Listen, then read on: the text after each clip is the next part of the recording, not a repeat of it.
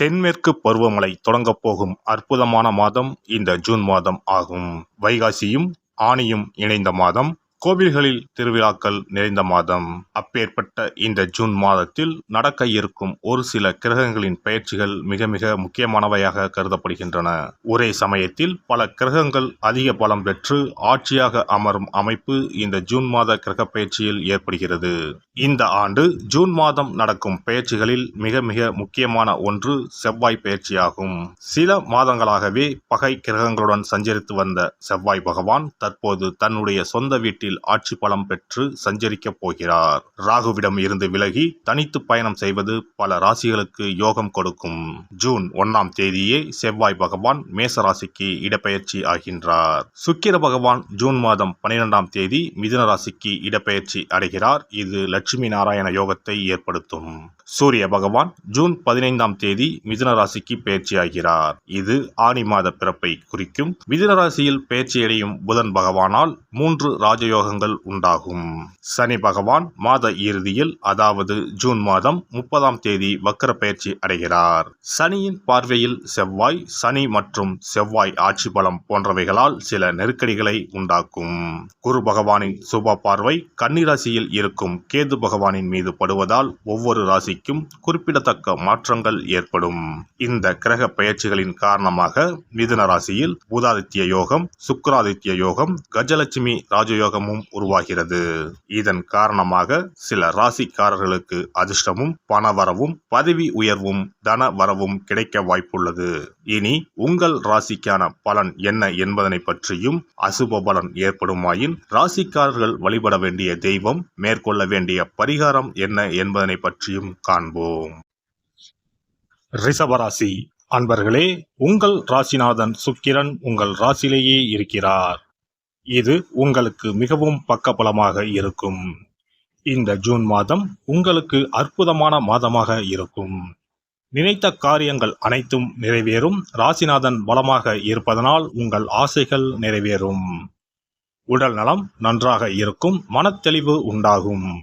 வீடுமனை வாங்கும் யோகம் உண்டு. ஆடை ஆபரணங்கள் வாங்கும் யோகமும் உண்டு. செய்யும் முயற்சிகள் அனைத்தும் சாதகமாக முடியும். வேலை தேடுவோருக்கு நல்ல வேலை கிடைக்கும். 5ஆம் இடத்தில் கேது பகவான் இருப்பதனால் இதுவரை தடைகள் அதிகமாக இருந்திருக்கும். புத்திர பாக்கியம் இல்லாமல் இருந்திருக்கும். குலதெய்வ கோவிலுக்கு செல்ல முடியாத நிலை இருந்திருக்கும். காதலிப்போருக்கு இடையே கருத்து வேறுபாடு போன்றவை உண்டாகியிருக்கும். தற்போது ராசிக்கு 5ஆம் இடத்தை குரு பகவான் பார்ப்பதனால் அற்புதம் நிகழப்போகிறது. பிரிந்திருந்த காதல் ஜோடிகள் ஒன்று சேர்வார்கள். இப்போது முயற்சி செய்தால் உங்கள் காதல் எந்த பிரச்சனையும் இன்றி திருமணத்தில் முடியும்.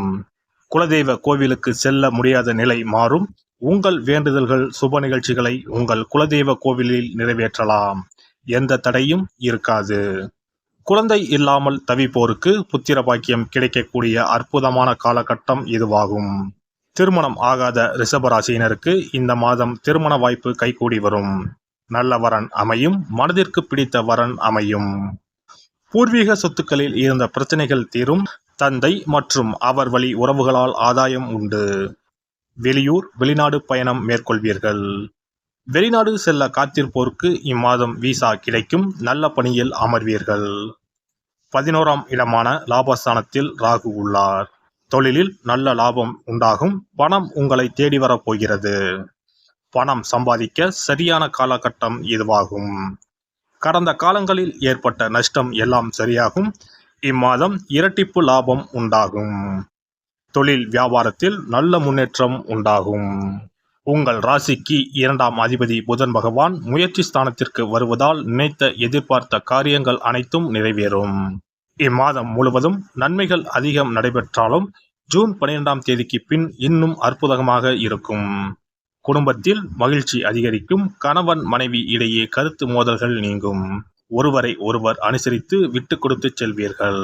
அடுத்தவர் சூழ்ச்சியால் ஏற்பட்ட சண்டை முடிவுக்கு வரும். பிரிந்திருந்த கணவன் மனைவி ஒன்று சேர்வார்கள். பெண்களை பொறுத்தவரை இம்மாதம் சகோதர வழியில் அலைச்சல்கள் ஏற்படும்.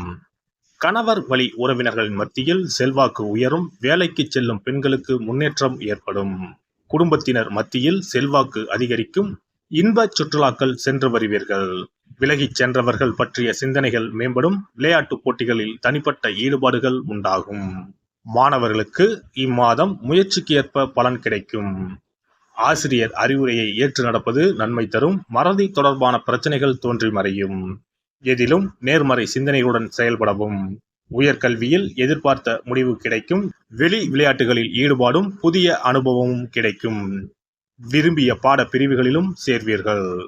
அரசியல்வாதிகளை பொறுத்தவரை இம்மாதம் அனுகூலமான பலன்கள் உண்டாகும். வெளிவட்டத்தில் மதிப்பு மரியாதை உயரும். முயற்சிக்கு உண்டான பாராட்டுகள் கிடைக்கும். சிலருக்கு புதிய பொறுப்புகள் கிடைக்கும். கட்சியில் உங்கள் செல்வாக்கு அதிகரிக்கும். தொண்டர்கள் உங்கள் பேச்சுகளுக்கு மதிப்பளித்து செயல்படுவார்கள். இம்மாதம் மேலும் சிறப்பாக அமைய சனிக்கிழமை தோறும் அனுமனை வழிபட செயல்களில் இருக்கும் தடைகள் விலகி வெற்றி கிடைக்கும்.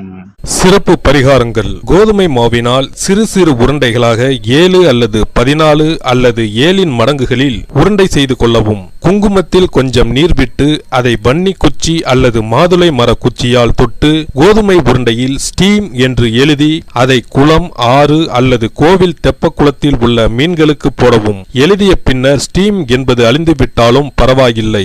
இவ்வாறு வெள்ளிக்கிழமை அல்லது ஞாயிற்றுக்கிழமைகளில் செய்து வர லட்சுமியின் அருள் உண்டாகி பணத்தட்டுப்பாடு நீங்கி செல்வம் சேர தொடங்கும். வெண்கடுகு சிறிது, 2 வத்தல் மிளகாய், 3 கல் உப்பு, பச்சை கற்பூரம் 3 இவை அனைத்தும் சேர்த்து வெள்ளை துணியில் போட்டு பின்பு அதை முடிந்து நல்லெண்ணெயில் நனைத்து வீட்டின் முன்பு இரவு 10 மணிக்கு மேல் எரிக்க ஏவல், பில்லி சூனியம் விலகும். தூங்கும் போது யாரோ அமுக்குவது போன்று இருப்பது, சிறுவர்கள் பயத்தில் சிறுநீர் கழிப்பது போன்ற தொந்தரவுகள் இருந்தால் படிகார கற்களை தூங்கும் அறையில் அல்லது தலையணைக்கு கீழே வைக்க வேண்டும். தோல்வி, அவமானம், எதிர்ப்புகள் ஆகியவற்றை சமாளிக்கும் மன வலிமையை அதிகரிக்க வாராகி அம்மனை மனதார வழிபட்டால் நிச்சயம் நல்ல பலன் கிடைக்கும். முடியவே முடியாது என்று நினைத்து கொண்டிருக்கும் காரியத்தை கூட உடனே முடித்து காட்டும் வல்லமை படைத்தவள் வாராகி அம்மன். இந்த வாராகி அம்மனுக்கு 8 சனிக்கிழமையில் சுத்தமான மண் அகல் விளக்கு ஒன்றை எடுத்து அதில் நல்லெண்ணெய் ஊற்றிக்கொள்ள வேண்டும். ஒரு கருநீல துணியை கட்டமாக வெட்டி அதில் கொஞ்சம் வெண்கடுகு சேர்த்து எல் தீபம் ஏற்றுவது போல முடிந்து கொள்ள வேண்டும். காலையில் 6 மணியிலிருந்து 7 மணி வரையிலான காலகட்டத்தில் அல்லது இரவு 8 மணியிலிருந்து 9 மணிக்குள் இந்த பரிகாரத்தை செய்துவிட வேண்டும். எல்லாம் வல்ல இறையருளால் நீங்களும் உங்கள் அன்பு குடும்பமும் உடல் நலம், நீலாயுள், நிறை செல்வம், உயர் புகழ், மெய்ஞானம் ஓங்கி வாழ்க வளமுடன். இந்த வீடியோ பதிவு உங்களுக்கு பிடித்திருந்தால் லைக் பண்ணுங்க, கமெண்ட் பண்ணுங்க, ஷேர் பண்ணுங்க, மறக்காம சப்ஸ்கிரைப் பண்ணுங்க. பக்கத்துல இருக்கிற பெல் பட்டனை கிளிக் பண்ணுங்க. நன்றி, வணக்கம். ஓம் நமச்சிவாய. சிவாய நம.